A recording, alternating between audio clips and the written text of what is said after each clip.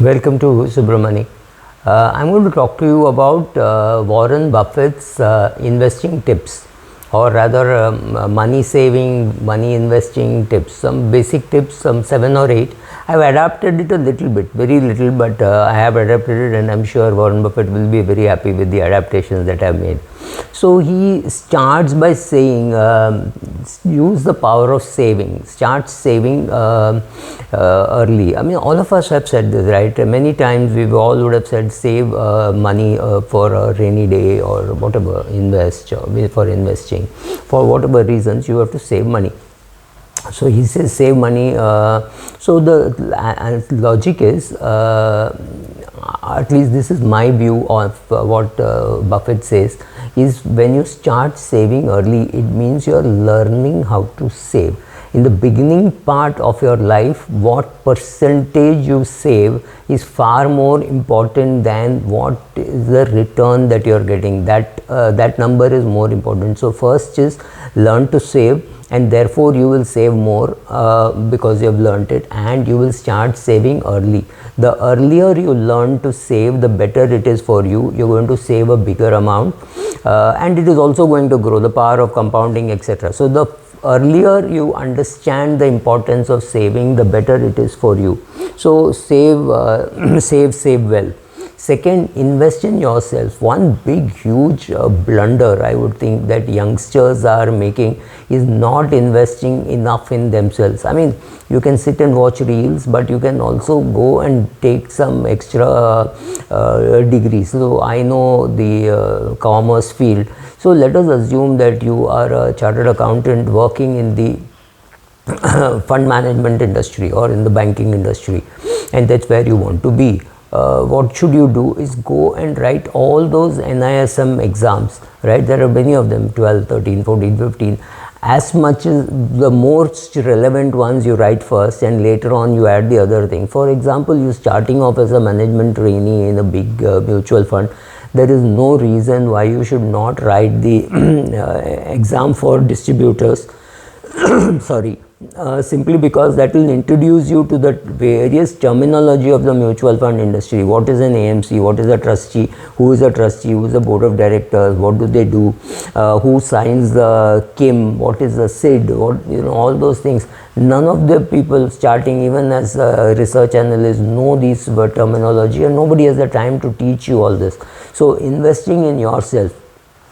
Buffett, I think, says this towards the end, but I think investing in yourself, whether you're a chartered accountant, a lawyer, or an engineer, or a doctor, you have no choice but to keep learning, because one day you're going to be a specialized person in that very small field, right?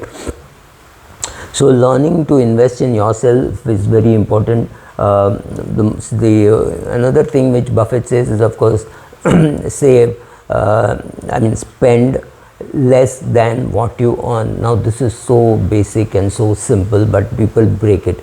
Another thing is, in this spend less than what you earn, is important that when you are putting money away, you are putting some money away for future expenses, your own expenses, right? Your own, maybe marriage, your own buying a car, your own retirement, whatever it is. So putting money away for all that is also spending, but spending at a future date. Suddenly one day you want 9 lakhs to make a down payment for a car, or 9 lakhs to buy a car, whatever. It is not going to come from heaven. Then you will have to borrow more. So making sure that you are allocating to all of this, and then whatever is left, you start using that for yourself, right? So when the phone at 1.5 lakhs looks very attractive, yes, of course it is very attractive, but if that comes at a cost that you don't have enough money to make a down payment for a car or a house or for your retirement or any of those reasons, or a vacation, then you have to think twice about, do you want a phone or do you want a vacation, right? You have to make those allocations of money. Buffett says save for the unexpected. Here again a small change. Save for the unexpected and insure for the unexpected, because if you don't have adequate insurance, you may remove the money from a wrong asset class because you're desperate. Right, take this case, your mother is in hospital, equity markets are not doing well, you don't have enough money in the debt market. What would you do? You would go and withdraw money from equity at a completely wrong time. Is it wrong to to remove money from equities and to pay for your mother's medical treatment? No, it's not wrong. But the mistake was you did not have adequate insurance. That's your mistake. I still say that don't withdraw money from your equity during bad times. But when you're desperate and you need money to pay for the hospital bill, you have no choice. You won't think rationally. You can't think rationally.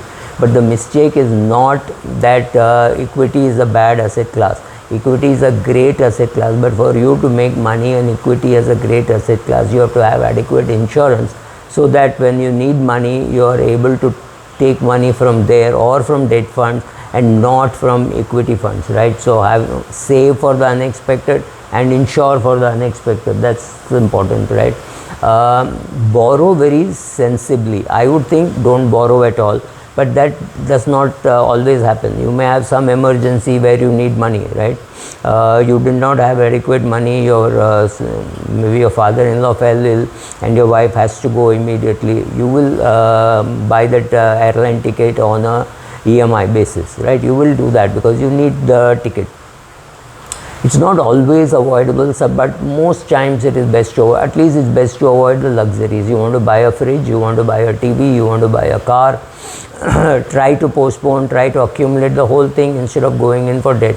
But emergencies will always happen. You need medical and you don't have adequate insurance, or insurance doesn't pay, you will go into some debt. You have this absolutely urgent need to travel somewhere and you don't have money, you may have to borrow. So be very careful, be very judicious, and I am again holding the same view as Buffett.